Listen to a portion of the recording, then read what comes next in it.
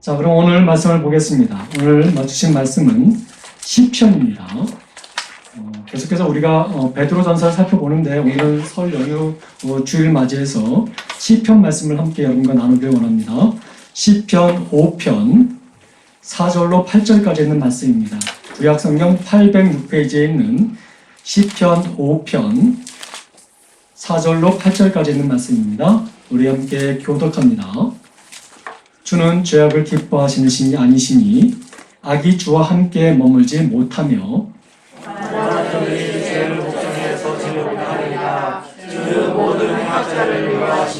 거짓말하는 자들을 멸망시키시리이다. 여호와께서는 피 흘리는 자를 즐기는 자와 속이는 자를 싫어하시나이다. 오직 그는 주의 풍성한 사랑을 힘입어 주의 집에 들어가 주를 경외함으로 성전을 바라보게 함께 있습니다. 여호와여, 나의 원수들로 말미암아 주의 의로 나를 인도하시고 주의 길을 내 목전에 곱게 하소서. 아멘. 잠시 기도하고 말씀 나누겠습니다. 아버지 하나님 감사합니다. 제 말씀을 듣고자 합니다. 전하는 자의 부족함을 십자가에 대해 감춰주시고 전하는 자의 입술을 주께 의탁하오니 성령으로 주장하여 주셔서 말씀이 말씀되게 증거되게 하여 주옵시고 듣는 모든 우리 심령들에게 하나님의 말씀이 위로가 되게 하시고 은혜가 되게 하여 주셔서 세상을 살아가는 데 있어서 그 말씀이 힘이 되게 하여 주옵소서. 감사드리며 예수님의 이름으로 간절히 기도드립니다. 아멘. 할렐루야. 한 주간 동안 하셨습니까? 여러분들 새해가 되고 어떤 특정한 날이 되면 우리는 결심을 하게 되지요. 내가 이전에는 이렇게 못 살았으니 이제는 이렇게 살겠다라는 결심을 하게 됩니다. 특별히 우리 성도들은 새해를 맞이하게 되면 또 어떤 특별한 날을 맞이하게 되면 이제 내가 다시 믿음으로 바르게 살리라 라는 결심을 하게 되지요. 근데 여러분, 우리가 이 믿음으로 무엇을 결정하게 되면 그렇게 살 수 있는 능력이 우리에게 참 있으면 좋은데 그렇지 못할 때가 참 많이 있어요. 여러분, 우리가 믿음으로 무엇을 하고자 결심할 때에는 그 믿음의 대상이 어떠한 분이신지를 먼저 알아야 우리는 그 믿음의 결심을 바르게 행할 수 있지요. 그래서 여러분, 우리는 어떤 모습 속에서도 하나님을 알아야 한다는 것을 말씀을 드립니다. 올 한 해 여러분 승리의 삶을 살기를 원하십니까? 그리고 여러분들 다시 한번 믿음으로 살기를 결단하십니까? 그러면 여러분, 우리는 하나님을 바르게 알아야 되는 것이지요. 하나님을 알아야 우리는 그 삶 가운데 믿음으로 나아갈 수가 있게 되는 것입니다. 근데 여러분, 우리가 하나님을 안다라는 이 말은 우리가 어떤 지식으로 아는 것, 책으로나 어떤 듣는 지식으로 아는 것이 아니고요. 우리 삶의 전 존재를 통해서 하나님을 알아가야 된다는 것을 말씀을 드리는 것입니다. 그러한 사람이 대표적인 성경 가운데 다윗이라는 사람이 있습니다. 여러분, 어떠한 상황 속에서도 이 다윗은 하나님을 알기에 힘썼습니다. 그렇기 때문에 그는 어떠한 처지에 처하든지 간에 하나님을 의지하게 되지요. 오늘 우리 시편 5편은 다윗이 굉장히 어려움에 처해있던 상황에 있었을 때 지었던 시였습니다. 다시 살펴보면 그가 넉넉하고 평안할 때 지은 시 같지가 않지 않습니까? 오늘 이렇게 살펴보면 다윗은 굉장히 시련의 골짜기 가운데 있었음을 우리가 느낄 수가 있습니다. 그때 여러분, 다윗은 무엇을 하냐면 그 어떤 곤란한 할짜기에서 자기가 벗어나기를 소망하는 마음으로 하는 것이 아니라 먼저 하나님을 찾는 그런 부르짖음의 기도를 하고 있음을 우리가 알 수가 있습니다. 오늘 본문은 우리가 다 처음부터 끝까지 다 읽지는 않았지만 1절을 통해서 쭉 이렇게 살펴보게 되면 다윗이 하나님 앞에 그 고난 가운데서 부르짖는 기도를 하고 있음을 우리가 볼 수가 있습니다. 여러분들, 다윗이 이 고난 가운데 이 반절에 부르짖고 있는 이때에 하나님을 발견하게 됩니다. 늘 하나님과 함께 있었고 하나님을 알고 있었지만 하나님의 삶을 하나님께 부르짖받는 그 삶 가운데 살다가도 때로는 고난에 처해지게 되면 우리는 때로는 그 고난 가운데 하나님을 잊어버릴 때가 있지 않습니까? 근데 이 다윗은 오늘 이 고난 가운데 하나님의 어떠한 것인지 다시 한번 발견하게 된다는 것이죠. 여러분, 이것은 하나님의 은혜라고 말씀드릴 수가 있습니다. 여러분, 우리가 하나님을 믿습니다라고 말은 하지만 때로는 어떤 환경과 처지에 처해지게 되면 그 하나님의 이름을 잊어버릴 때가 있지 않습니까? 근데 하나님을 매 순간순간마다 하나님을 알기를 힘써 알았던 이 다윗은 어떠한 환경이 있든지 간에 하나님의 이름을 부르는 것을 우리는 보게 됩니다. 오늘도 마찬가지예요. 비록 그가 고난 중에 있었고 어려움 중에 처해 있지만 그는 하나님의 이름을 부르며 기도하는 것을 보게 됩니다. 다시 말씀드리면 하나님을 간절히 찾고 있음을 보게 됩니다. 여러분, 왜 고난 가운데 하나님을 찾고 있을까요? 하나님이 이 고난 가운데 자기를 어떻게 인도하시는지를 알고 있기 때문에 그렇습니다. 자, 그렇다면 오늘 본문을 통해서 다윗이 왜 하나님을 찾는지, 그 하나님은 어떤 하나님으로 만나고 있는지를 우리 한번 살펴보기를 합니다. 여러분들, 우리 첫 번째로 뭐라고 시작합니까? 4절 말씀에 보면 다윗이 기도할 가운데 하나님을 어떤 하나님이라고 말하고 있습니까? 주는 죄악을 기뻐하는 신이 아니다라고 고백하며 시작하고 있습니다. 그런데 우리가 4절과 5절, 6절 이렇게 보면 하나님이 어떤 자를 싫어하는지에 대해서 여러 가지를 우리에게 보여주고 있는데, 악인을 싫어한다라고 우리에게 말하고 있습니다. 오만한 자를 싫어하시고 행악하는 자를 싫어하시고 거짓말하는 자들과 피 흘리기를 즐기는 자들과 속이는 자를 싫어하신다라고 우리에게 지금 고백하고 있습니다. 여러분, 우리 시편에서 말하는 이 악인은 어떤 특징이 있냐면, 여러분, 이런 자들입니다. 우리가 열심히 바르게 살려고 하다가 연약해서 넘어지고 자빠지는 사람들을 악인이라고 말하지 않습니다. 여기 시편에서 말하는 이 악인은 본성 깊숙이 악이 배어 있어서 마음으로 하나님을 대적하는 사람들을 말하고 있습니다. 이 사람들을 악인이다라고 말하고 있는데요. 여러분, 그래서 이 악인들은 하나님을 무시하고 하나님을 없다고 부인하며 하나님 앞에 떨어져 삶을 살아가는 것이 행복이라고 말하는 자들이라고 말씀드릴 수가 있지요. 성경은 이러한 자들을 어리석은 자다라고 말하고 있는데요. 시편 53편 1절 말씀에 보면 이에 관련된 내용들이 얼마 우리에게 들려주고 있는데 한번 볼까요? 시편 53편 1절 말씀 함께 보겠습니다. 어리석은 자는 그의 마음에 이르기를 하나님이 없다 하도다. 그들은 부패하며 가증한 악을 행하며 선을 행하는 자가 없도다 라고 말하고 있습니다. 시편에서 말하는 이 악인은 하나님이 없다라고 말하는 사람이에요. 여러분, 자신이 설사 하나님이 있다 할지라도 내가 하나님보다 높다라고 생각하는 사람들이 이 악인이라는 것이죠. 자기가 주인인 채 행세하고 모든 판단의 최종 결정은 자기가 한다는 것으로 생각하는 사람들. 그로 말미암아 하나님을 두려워하지 아니하고 이기심과 욕심을 가득 채워서 많은 사람들에게 상처 주고 어려움을 겪게 만드는 그러한 사람들임을 우리에게 보여주고 있다는 것입니다.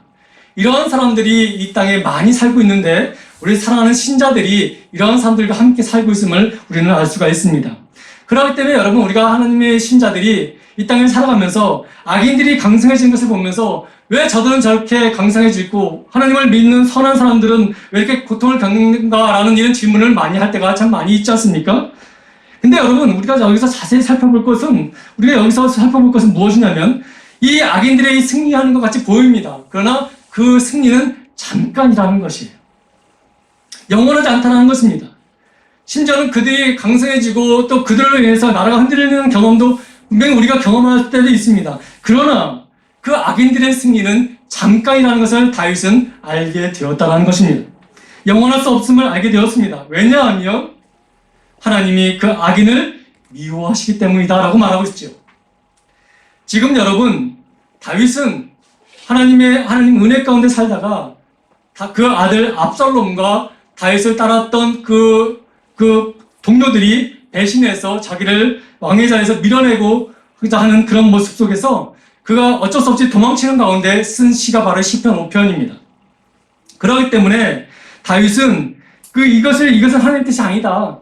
저들이 행하는 것은 악한 것이다라는 것을 말하면서, 그러나 저들이 지금 승리하는 것 같이 보이고 저들이 나를 이긴 것 같이 보이지만 절대로 그것이 아니다라는 것을 지금 말하고 있는 거예요.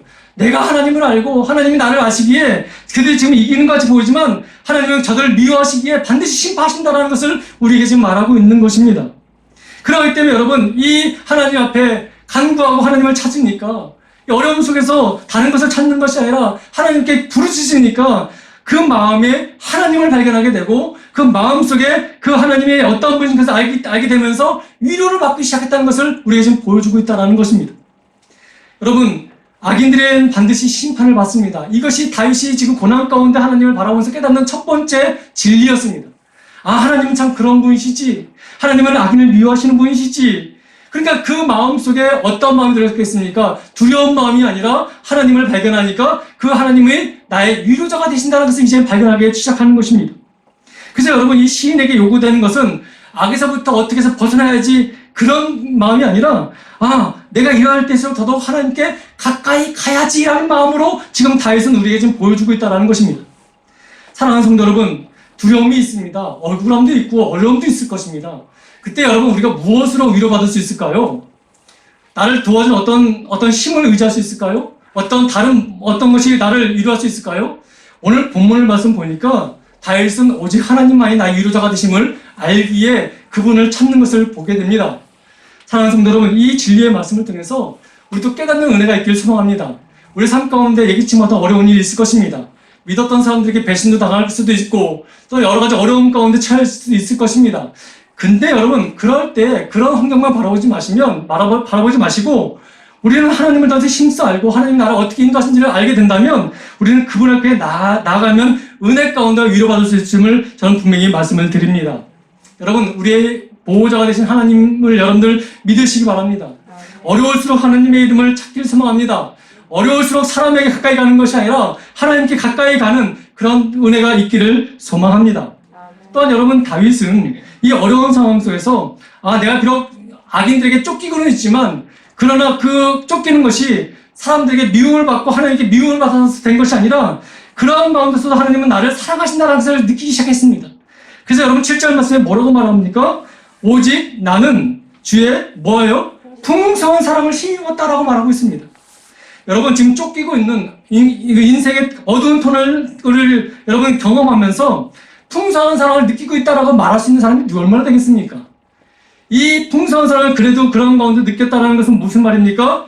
하나님이 지금 나와 함께한다는 것을 알고 있기 때문에 그것을 고백하는 것이지요. 여러분, 이 다윗은, 이 시인은 이 인생의 어두운 터널을 통과하면서 평온할 때 느끼지 못했던 하나님을 다시 한번 그 사랑을 지금 경험하고 있다는 것을 우리에게 보여주고 있습니다.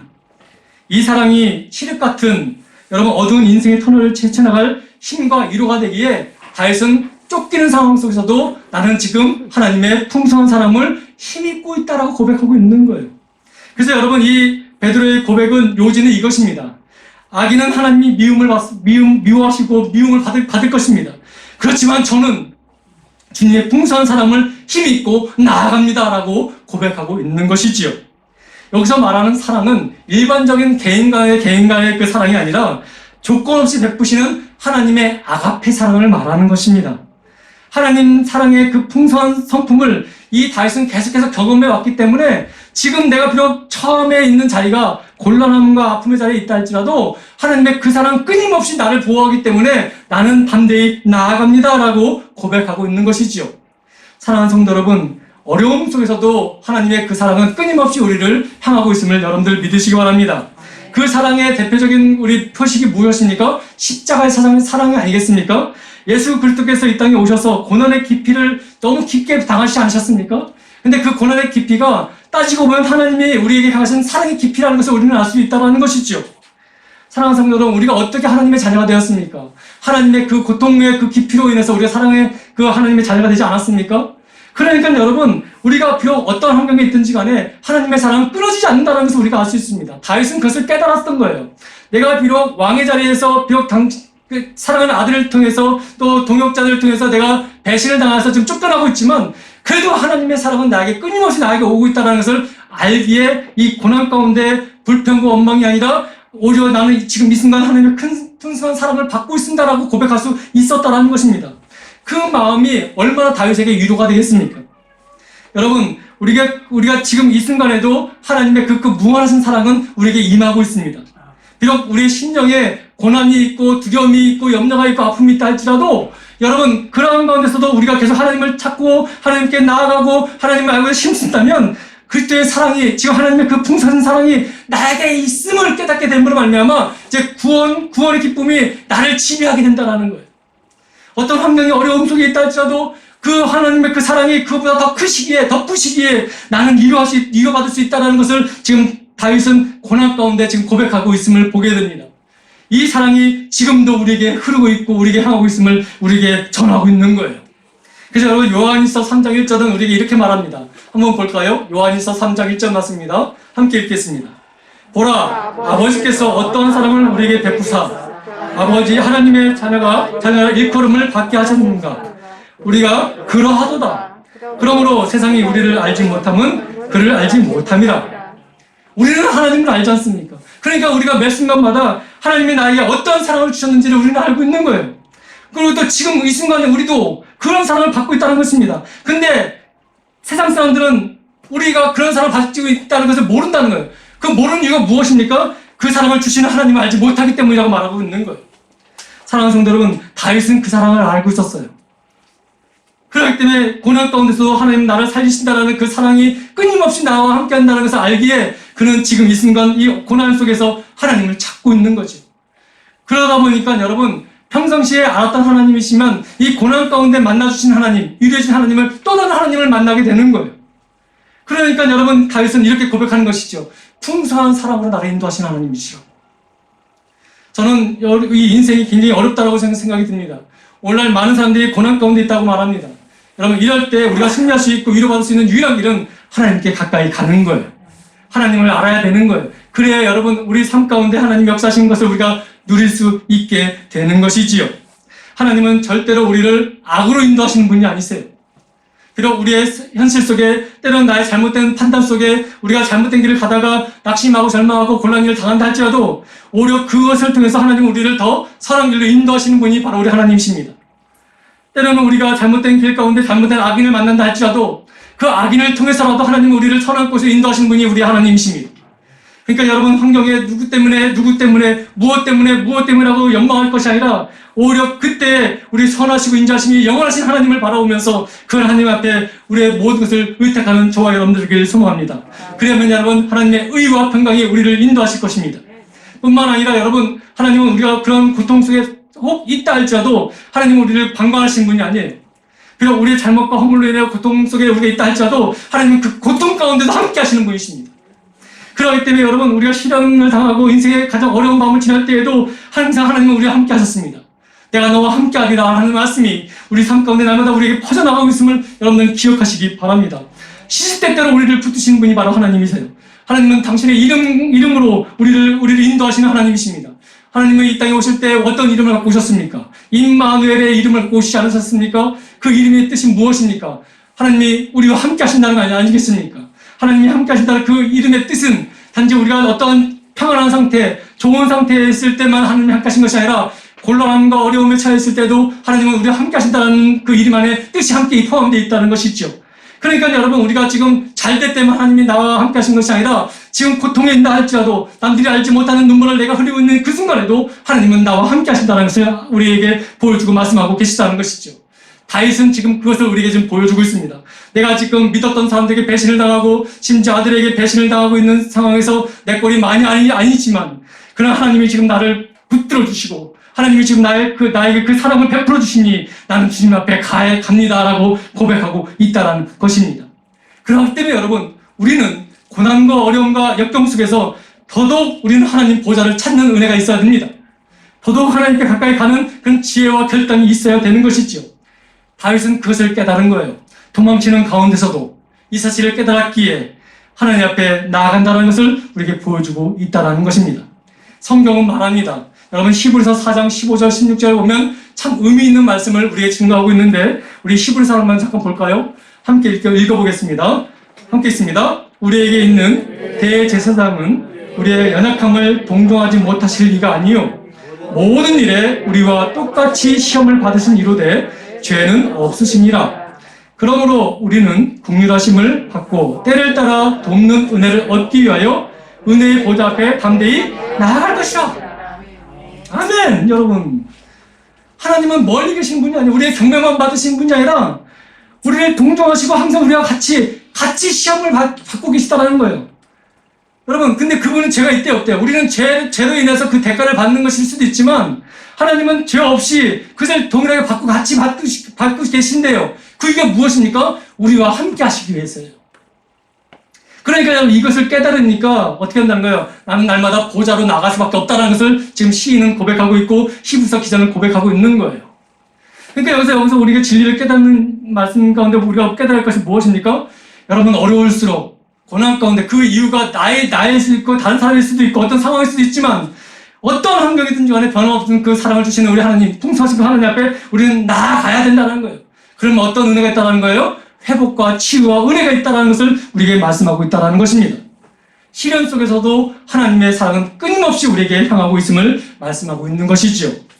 세 번째로 우리 시편 이 기자는 다윗은 그러기 때문에 뭐라고 얘기하냐면 하나님만이 경배를 받으실 분입니다 라고 고백하고 있습니다. 하나님의 사랑을 깨닫게 됐니? 경험하게 됐니? 자기는 이제 어떻게 하겠다는 거예요? 비록 지금 성전은 날려갈 수 있는 처지는 아니지만 성전을 향하여 어떻게 하겠다는 것이죠? 예배하겠다는 것입니다. 예배하겠다는 것이에요.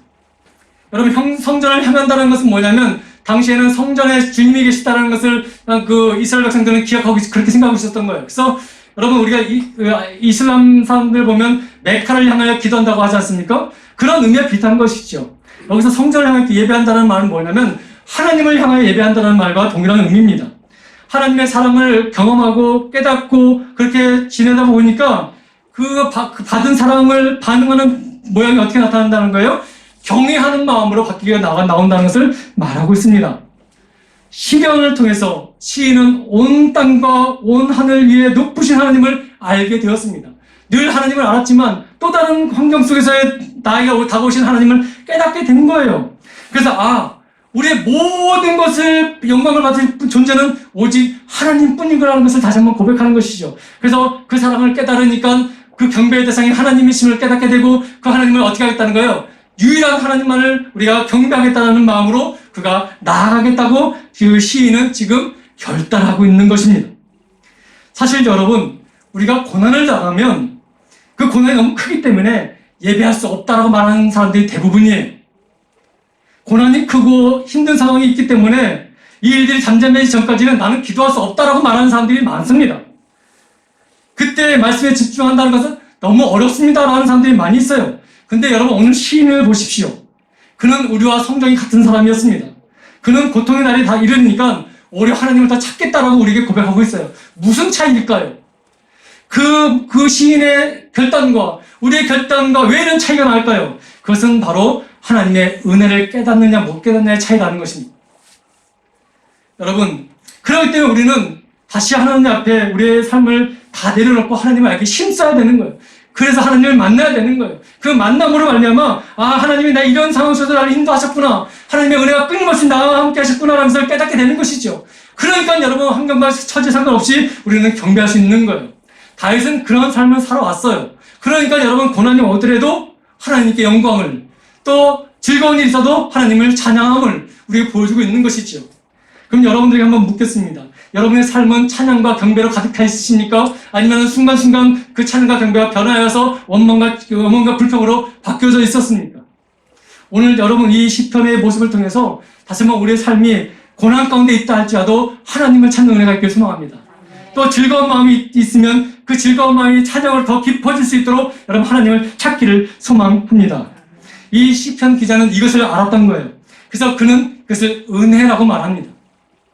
사랑하는 성도 여러분, 하나님을 알게 되면 하나님의 성품을 알게 되고 그 성품을 알게 되면 나에게 세상을 이긴 힘이 있음을 깨닫게 됩니다. 그러면서 우리의 입술은 하나님을 찬양하는 은혜라는 것을 우리가 고백하게 되는 것이죠. 이 말씀을 다시 한번 정리하면 이것입니다. 시인은 시련과 고통 속에서 하나님을 바라보았습니다. 이것을 믿음이라고 말합니다. 그리고 그분의 인자하심, 사랑하심을 경험하게 되지요. 그 사랑을 뭐라고 얘기하면 그것을 은혜라고 말합니다. 그리고 그 은혜가 내 마음을 지배하게 되면 우리는 하나님을 예배하게 됩니다. 이것을 경배라고 말하는 것이에요. 여러분, 이 모든 것의 근본적인 것은 무엇입니까? 하나님 앞에 나아갈 때 이것 모든 것이 이루어진다는 것이죠. 환경이 비록 우리의 모습이 지금 나가지 못한 상황이지만 우리의 마음과 전전적으로 하나님을 찬양하겠다는 그 결심과 그 길로 나아가게 되면 이런 믿음과 은혜와 경배가 우리 삶 가운데 샘솟게 됨으로 말미암아 두려움의 외부적인 부분이 나를 침몰하지 못하도록 하나님이 붙들어준다는 것을 이 시편은 우리에게 지금 보여주고 있다는 것입니다. 그러기에 여러분, 오늘 주신 메시지는 이것입니다. 여러분, 어떤 환경이든지 간에 동일하신 하나님, 역사하신 하나님, 그 하나님을 바라보라고 하는 거예요. 그래서 그 말을 다른 말로 말씀드리면 하나님을 알 때 힘써라라고 우리가 지금 강조하고 있습니다. 물론 여러분, 우리 신자들도 우리 성도들도 아무도 사랑할 수 없는 그런 밤을 지낼 때가 있어요.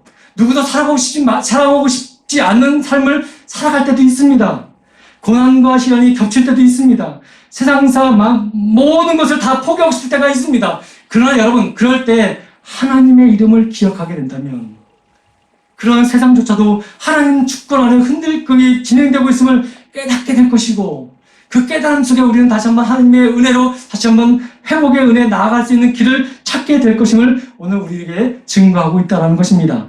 그래서 여러분, 이 사실을 우리가 알게 되면 우리에게는 희망이 있게 되는 거예요.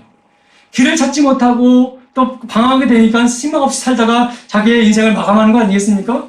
근데 아무리 없다 할지라도 희망이 보이면 여러분, 우리 다시 일어날 수 있게 되는 거예요. 근데 여러분, 그 희망은 누가 주십니까? 우리 하나님이 주고 계시다는 것을 오늘 본문은 말씀하고 있다는 것이죠. 그리고 또 우리의 입술의 고백은 항상 하나님이 나의 주인이시며 나의 길이시며 나의 능력이시며 라고 고백하고 있지 않습니까? 그 말은 무슨 말이냐면 나의 모든 소망과 희망은 하나님의 주권에 있다는 것을 고백하는 거 아니겠습니까?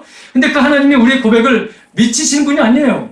그 하나님은 우리의 고백을 들어서 기억하셨다가 하나님이 좋은 때에 우리에게 응답해 준다는 분이시죠. 그러니까 우리의 기도를 들으시는 분이 계시기에, 근데 그분이 하나님이시기에 우리는 그래서 희망이 있다는 거예요.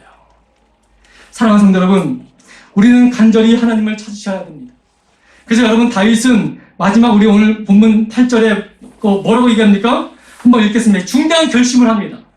그리고 간절한 기도를 드립니다. 그것이 바로 8절인데 8절 한번 읽겠습니다. 함께 있습니다. 여호와여, 나의 원수들로 말미암아 주의 의로 나를 인도하시고 주의 길을 내 목전에 곱게 하소서. 여러분, 이 한 줄의 절이지만 여기서 우리가 중요한 진리를 발견할 수 있어요. 원수가 지금 나를 해려고 하는데 하나님을 바라보니까 하나님의 은혜가 하나님의 사랑이 나를 지배하고 있는 것을 깨달으니까 나의 경배를 하나님 받으실 분인데 이거구나.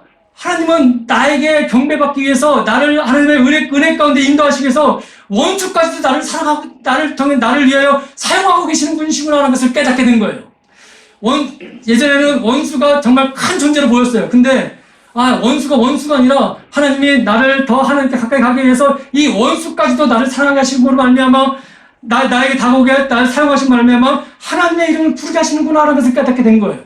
그래서 여러분 8절에 뭐라고 말합니까? 여호와여, 나의 원수로 말미암아 나를 인도하소서라고 말하고 있는 거예요. 원수가 나를 하나님께 인도한 것이 아니라 그 원수로 말미암아 하나님의 사랑을 내가 깨닫게 됨으로 말미암아 하나님의 은혜 가운데 나를 이끌었다는 거예요. 하나님이. 이 말을 지금 이렇게 표현하고 있는 겁니다. 사랑하는 성도 여러분, 원수나 나쁜 일이 나를 하나님께로 인도한 것이 아니에요. 선하신 주님께서 그것들을 사용하서라도 나를 은혜의 자리를 이끄시고 계시다는 것을 다윗은 깨닫게 된 것이라고죠. 그래서 여러분, 오늘 이 말씀을 따로 우리 삶에 적용해 보면 이것입니다. 지금 고난이 있고 어려움이 있고 예기치 못한 힘들이 있다 할지라도 여러분, 그것이 여러분을 죽이는 것이 아니라 하나님은 그것을 사용하셔서 여러분들 더 선한 것, 의로운 것으로 인도하시는 도구를 지금 사용하고 계심을 여러분들 믿으시라는 것이에요. 여러분, 그래서 견디십시오. 하나님을 믿음으로 견디십시오. 그러면 여러분 반드시 악을 미워하신 하나님께서 반드시 우리를 선한 하나님의 평강의 은혜 가운데 우리를 인도하신다는 것을 오늘 메시지는 우리에게 증거하고 있는 거예요. 사랑하는 성도 여러분, 하나님은 절대로 우리를 미워하시는 분이 아니십니다. 하나님은 절대로 우리를 버리시는 분이 아니십니다. 하나님은 때를 어떤지 못했든지 항상 우리를 은혜 가운데 인도하시는 유일하신 창조주 하나님이십니다. 그분을 찾고 그분을 옆에 여러분의 믿음을 드러내 보이신다면 우리에게는 하늘의 복이 임하게 될 것을 우리가 믿습니다. 여러분, 그래서 여러분, 우리는 그 원수를 보면서 원수로 대적할 것이 아니라 오히려 그를 위해서 기도할 수 있게 되는 거예요. 하나님, 예수님께서 이 땅에 오셔서 이렇게 말씀하시지 않았습니까? 원수까지 사랑하라고. 여러분, 이것은 감당할 수 없는 하나님의 질문이에요. 어떻게 원수를 사랑할 수 있습니까? 근데 그렇게 원수를 주관적으로 바라보면 그럴 수 있지만 지금 원수를 통해서 하나님이 사용하셔서 나를 하나님의 선하신 곳에 인도하고 계시는 거라고 생각한다면, 원수를 도구로 우리가 바라보게 된다면, 하나님의 도구를 바라본다면 우리는 그를 사랑할 수 있어요. 그래서 기도할 수 있어요. 그래서 여러분, 마태복음 5장 44절에 우리에게 무슨 말씀하시는지 한번 보시겠습니다. 바랍니다. 마태복음 5장 44절입니다. 함께 보겠습니다. 나는 너희에게 이르노니 너희 원수를 사랑하며 너희를 박해한 자를 위하여 뭐하라고요? 기도하라. 여러분, 나를 괴롭히는 사람을 위해서 기도할 수 있습니까, 여러분? 처음에는 불가능한 것이 보여요. 근데 여러분, 그 말씀대로 믿음으로 그냥 순종하고 나아가면, 그리고 그 기도를 계속 반복하게 되면, 그러면 마침내 그들까지도 불쌍히 여기시는 하나님의 마음을 알게 되고 그를 위하여 함께 사랑할 수 있게 되는 은혜가 있다는 것을 우리가 보여주고 있다는 거예요. 그리고 그 원수는 어쩌면 저 자신을 더 좋은, 더 성숙한 자리로 이끄시기 위한 하나님의 도구였다는 것을 바라보게 된다면, 여러분, 우리는 그 원수를 원수로 바라보는 것이 아니라 그래서 기도하며 하나님께 은혜를 경고할 수 있는 그런 모습으로 우리가 되어질 수 있다는 것을 말씀을 드리는 거예요. 지금 여러분, 이 시편 기자는 그것을 말하고 있는 거예요. 지금 아들이 또 자기 동료들이 자기를 죽이려고 원수처럼 달려들고 있는데 하나님의 사랑을 깨닫고 하나님의 이 사랑 가운데 내가 평소에 느끼지 못했던 또 다른 하나님을 만나니까 오히려 그들을 위해서 제가 기도하겠습니다라고 고백하고 있는 것이죠. 또 그런 삶을 살게 해달라고 기도합니다. 근데 사실 이것이 우리 뜻대로 됩니까? 될 수가 없어요. 그래서 여러분 그 뒤에 뭐라고 말합니까? 원수들로 말하면 주의 뭐로요? 의로 나를 인도해달라는 거예요. 내 의로는 이것을 할 수 없으니까 하나님의 의로 나를 인도해달라고. 근데 여기서 말하는 주의 의는 어떤 방향이 아니에요. 이것은 도구예요. 하나님의 의를 가지고 나를 인도해달라고 말씀하신 거죠. 그래서 다른 말로 표현하면 주의 지팡이와 막대기로 나를 안위해달라는 말과 동일한 말이에요. 그러니까 여러분, 우리 구약에는 이 의라는 개념이 어떤 율법이 있지 않습니까? 율법에 많이 부합될수록 의로운 것이고 부합되지 못할수록 불의한 것이었어요. 그런 개념이었어요. 그래서 여러분, 하나님께서 명령하실 때 너는 이렇게 살아라? 너는 이렇게 나를 믿어야 된다라고 말할 때 그 점점 잘 부합되면 의로운 것이고 부합되지 않냐면 불의한 것이야. 이것이 구약 성경에서 말하는 의의 개념이었어요. 근데 사실 그래서 이스라엘 백성들은 나는 이렇게 살았어 말하지 않습니까? 그 말은 무슨 말입니까? 내가 구약의 의를 이렇게 부합되면 살았어라는 말이에요. 근데 이게 변질돼서 어떤 의로 바뀌었냐면 인간의 의로 바뀌었어요. 내가 이렇게 했으니까. 근데 사실 여러분, 인간이 이 의를 행할 수 있는 능력이 있습니까? 없습니까? 없어요.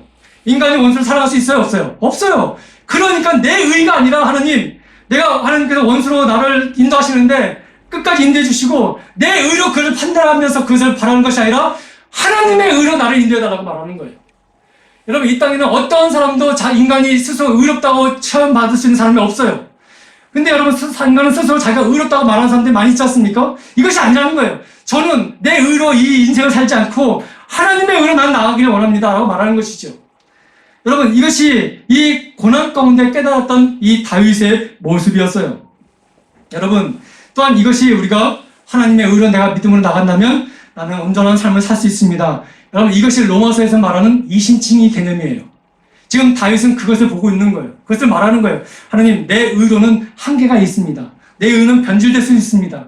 그래서 하나님, 이 원수로 말미암아 나를 인도하시는데 내 의로 판단해서 원수를 사랑하고 말고 하지 않게 하시고 누구의 의로? 하나님, 변함없는 하나님의 의로 나를 인도하시고 나를 판단해 주시옵소서라고 지금 고백하는 거예요. 뿐만 아니라 여러분, 마지막에 뭐라고 말합니까? 또 주의 길을 내 목전에 곧게 해달라고 말하고 있습니다. 여러분, 하나님의 그 주의 길은 항상 우리 앞에 곧게 펼쳐져 있었습니다. 근데 여러분, 우리가 왜 그 길을 바르게 가지 못하냐면 내가 이것이 옳은 것인지 착각할 때도 있고 내가 내 인간적인 생각으로 이것을 판단해서 가다가 길을 잃어갈 때가 많이 있었습니까? 근데 항상 주님의 길은 내 앞에서 곧게 있었습니다. 이것을 내가 깨닫게 해달라는 거예요. 깨닫게 해달라는 거예요. 지금 하나님, 내가 어떤 상황에 처해서 이렇게 간지 모르지만 하나님께서는 내 이 앞길에 이런 시온의 대로 그 주의 길을 온전히 곧게 해달라고 그것을 바라볼 수 있게 해달라고 기도하고 있으며 또한 내 원수들조차도 주의 길을 바라볼 수 있게 해달라고 지금 강구하고 있는 거예요. 하나님의 사랑을 깨달으니까, 이 고난 속에서 하나님의 사랑을 덧입었다는 것을 확신하니까 이제 믿음을 지금까지 내 의가 아닌 하나님의 은혜로 나를 채우시고 나를 인도하시고 심지어는 나만이 그 길만 가는 것이 아니라 네 원수들까지도 주님의 그 고든 길로 갈 수 있도록 함께 인도해달라는 그 기도가 확정되는 것을 우리에게 지금 보여주고 있다는 것입니다. 여러분, 신앙생활은 무슨 생활이냐면 주의 길이 무엇인지를 배우는 것이 신앙생활인 거예요. 다윗은 지금 쫓기고 있는 상황이지만 현실은 그렇지만 하나님을 생각하니, 하나님을 알게 되니, 하나님을 만나게 되니, 평상시에 만나지 못했던 하나님을 고난 가운데 만나게 되니 주님의 길이 항상 내 앞에 있었음을 깨닫게 된 거죠. 근데 그 길은 나 혼자 가는 것이 아니기에 함께 갈 수 있도록, 원수까지도 그들과 함께 갈 수 있도록 하나님을 바라볼 수 있도록 지금 이제 기도가 바뀌어진 거예요. 사실 여러분, 원수가 우리를 쫓아오면 우리의 기도는 어떻을까요? 빨리 저 원수를 물리쳐달라고 하지 않겠습니까? 이 상황을 빨리 벗어나게 해달라고 하지 않겠습니까? 근데 다윗의 기도는 그 기도가 아니었어요. 하나님을 아니까 이 상황 속에서 하나님이 나에게 어떤 기도를 원하시는지를 깨닫게 되니까 그리스도의 사랑, 주의 사랑이 나뿐만 아니라 심지어 이 원수까지도 덮어주게 해주시고 그리고 말미암아 하나님 내신 그 고든 주의 길을, 목적을 곧게 하신 그 길을 이제는 좌로나 우로나 치우치지 않냐고 하나님의 내신 그 길을 곧게 갈 수 있도록 이제는 원수까지도 그 길을 갈 수 있도록 간구하는 기도가 되어졌다는 것입니다. 그래서 여러분 하나님을 바르게 알게 되면 우리의 기도가 바뀌어지게 되는 거예요. 항상 우리의 기도가 쳇바퀴처럼 그런 기도로 변함없는 기도라면 우리는 다시 한번 하나님을 알기에 힘써야 되는 거예요. 여러분 이 기도가 얼마나 큰 은혜의 기도가 되겠습니까? 여러분 우리 인생의 최고의 가치는 하나님을 아는 거예요. 그리고 여러분 하나님의 뜻이 우리 안에 이루어질 수 있도록 그것을 항상 간구하는 것이 우리의 최고의 그런 소망이 되어져야 하는 것입니다. 이것이 우리의 소망이 될 때 우리의 성도는 기쁨을 누리게 되는 것입니다. 사랑하는 성도 여러분, 이제 말씀을 정리하려고 합니다. 사랑하는 하나님의 백성 성도도 아무도 사랑하고 싶은 마음이 없는 그런 밤을 지낼 때도 있습니다. 누구도 만나고 싶지 않을 때도 있습니다. 그때 이전까지 나를 인도하신 하나님 그 사랑, 그 신앙이 고난 때에 하나님을 바라보게 하는 것이지요. 그래서 그 시선을 통해서 하나님을 다시 한번 깨닫게 되어지고 깨닫게 되니 하나님이 지금도 나에게 그 풍성한 사랑을 주시고 계신다는 것을 알게 되는 거예요. 그러니까 여러분 내 안에 있었던 죄가 내 그로부터 분리가 되어지고 내 심령이 정결케 됨으로 말미암아 하나님을 경배하겠다는 모습으로 나아가게 되는 것이지요. 그래서 여러분 고난이 다 안 좋은 건 아니에요. 어두운 밤을 겪은 사람들 가운데 그 어두운 밤에서 찬송하는 사람들이 참 많이 있음을 보게 되는 거예요. 이 진리를 깨달았기 때문에 그런 거죠. 그래서 여러분 시편 119편 72편에 이런 말씀이 있어요. 참 우리에게 주는 메시지가 큽니다. 한번 볼까요? 한번 보겠습니다. 고난당하는 것이 내게 유익이라. 이로 말미암아 내가 주의 율례를 배우게 되었나이다. 평상시에는 배울 수 없었던 거예요. 고난당한 것이 그래서 내게 유익이라는 것을 고백하고 있는 것이죠. 경건한 신자라고 해서 고난이 좋을 리는 없지요. 누구도 고통을 바라는 사람은 없습니다. 그러나 그때 하나님께 피한다면, 하나님의 이름을 부른다면, 하나님 앞에 내 마음을 다시 쏟는다면 그 쏟을 때 주님 받으시는 그 주님이 우리에게 좋은 것을 주신다는 것을 이 다윗은 우리에게 지금 보여주고 있다는 거예요. 그러면서 우리에게 주신 메시지가 뭐예요? 여러분에게도 그 사랑이 지금 임하고 있다는 것을 우리가 보여주고 있는 거죠. 그래서 시인은 주께 피한 자가 복이 있다라고 우리에게 말씀하고 있습니다. 오늘 읽지는 않았지만, 길어서 읽지는 않았지만 마지막 절 우리 11절과 12절은 바로 그 말씀이에요. 우리 함께 한번 읽어보겠습니다. 그러나 주께 피하는 모든 사람은 다 기뻐하며 주의 보호로 말미암아 영원히 기뻐 외치고 주의 이름을 사랑하는 자들은 주를 즐거워하리이다. 여호와여 주는 의인에게 복을 주시고 방패로 함같이 은혜로 그를 호위하시리이다. 여러분, 그래서 여러분 우리는 주님을 알아야 되는 거예요. 주님을 알아야 이 은혜를 우리가 누릴 수 있는 거지요. 그래서 여러분 우리의 마음에 있는 옛 본성들을 내려놓으시고 세상의 분주함만 귀그리지 마시고 나의 어떤 상품만 살펴보면서 낙심하지 마시고 그럼에도 불구하고 지금도 변치 않는 사랑을 주시는 그 하나님의 음성을 들으시고 그분을 알게 힘쓰시며 그 앞에 나아가는 은혜가 있기를 소망합니다. 주님께 피할 수 있는 방법이 있다면 우리는 회복될 수 있습니다. 온 세상에 창조주신 하나님이 우리 아버지가 되십니다. 그러기 때문에 성도는 소망이 있고 희망이 있는 겁니다. 여러분 낙심하지 마시고 우리 머리털까지 다 세심받으신 하나님 앞에 여러분 환경에 여러분 모든 것을 다 주께 의탁하면서 믿음으로 주의 이름을 부르며 나아가는 은혜가 있기를 소망합니다. 그리고 힘써 하나님을 알기에 소망하시기 바랍니다. 노력하시기 바랍니다. 그분을 바라보시면서 그분을 붙잡고 살아가는 은혜가 있기를 소망합니다. 그리하면 새벽의 여명이 밝아오는 것을 여러분 보게 될 것이고 여러분에게 하나님이 되신 그 은혜의 길을 찾게 되게 될 줄 믿습니다. 그리고 마지막에는 하나님의 뜻을 이루며 하나님께 영광을 돌리는 은혜의 삶이 우리의 삶이 되게 될 줄 믿습니다. 그런 삶이 되기를 올해는 반드시 그런 삶을 누리는 복된 성도들 되기를 간절히 소망합니다. 기도하겠습니다. 사랑과 은혜가 많으신 아버지 하나님 은혜와 사랑을 감사합니다. 환경이 변할수록 우리의 믿음이 연약해진 것을 느끼면서도 하나님의 이름을 부르는 것보다는 어떠한 세상의 길이 있을까 찾는 우리의 모습이었음을 깨닫게 되었습니다. 아버지 하나님 오늘 우리 시편 기자를 통해서 그러할 때에 어떤 삶을 살아가야 되는지를 우리에게 보여주셨습니다. 아버지는 많이 어렵습니다. 많이 힘들다고 말합니다. 하나님, 이럴 때 하나님의 이름이 기억되게 하여 주옵시고 우리 둘로 아버지며 증거되게 하여 주심으로 말미암아 오늘 주신 그 은혜의 말씀, 아버지 다윗이 느꼈던 그 은혜의 그 사랑을 오늘도 경험하며 살아가는 복된 성도들 다 되게 하여 주옵소서. 아직도 회복될 것이 많이 있습니다. 아버지 하나님, 그럼에도 불구하고 우리는 여전히 힘듭니다. 아버지, 그러나 하나님, 이제 이 시간 이후부터 하나님의 이름을 아버지 하나님 부르기를 원합니다. 하나님을 찾기를 원합니다. 주민이 되신 그 고든 그 주의 길을 걷기를 원합니다. 힘을 주옵소서, 능력을 주옵소서, 결단할 수 있는 마음과 믿음을 주옵소서. 하나님 감사합니다. 모든 것이 하나님의 은혜입니다. 우리 주 예수 그리스도 이름으로 간절히 기도드립니다. 아멘.